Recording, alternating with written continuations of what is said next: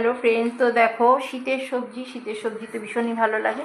এখন যদিও 12 মাস পাওয়া যায়। তো দেখো এই যে মূলোটা দুটো মূলো আনিয়েছি। তো এই ধনে পাতাটা নিয়ে এসেছি। এখন ধনে পাতার খুব দাম। আর এনেছি হচ্ছে একটি ফুলকপি, বড় দেশি কপি এটা। অনেক দাম এখন সবজির, হ্যাঁ, নতুন তো। তো আর এখানে এনেছি পালং শাক। এই পালং শাকটা নিয়েছে 35 টাকা, ঠিক আছে। আর হচ্ছে এখানে ধনে পাতা নিয়েছি, জানি না কত নিয়েছে এগুলো। আর এখানে নিয়েছি একটু আলু, ঠিক আছে।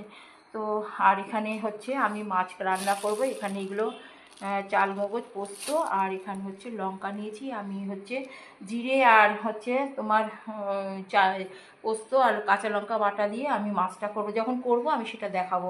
তো চলো আমি এখন দেখাবো হচ্ছে মাছটা ভাজবো, ঠিক আছে। মাছটা ভাজবো। আর এখানে হচ্ছে আমি ভেটকি মাছ, এগুলো হচ্ছে ভেটকি মাছ আর ট্যাংরা মাছ করে। আর ট্যাংরা মাছটা হচ্ছে তোমার ট্যাংরা মাছটা বেশ বড় বড়ই আছে, ট্যাংরা মাছ আর ভেটকি মাছ মিলিয়ে আর কি।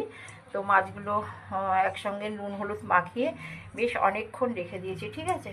আর মাছটাকে এখন হচ্ছে ভাজবো। আমার মাছটা ভয় লাগছে কি তেলটা ছিটবে, তো তো আমি সঙ্গে সঙ্গে এখানে মাছটা দিয়ে দেবো।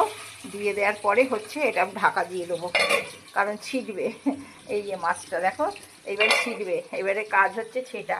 আর এখানে ভেটকি মাছটা বেশ বড়ই আছে, পিসগুলো মোটামুটি এরকম রেখেছি।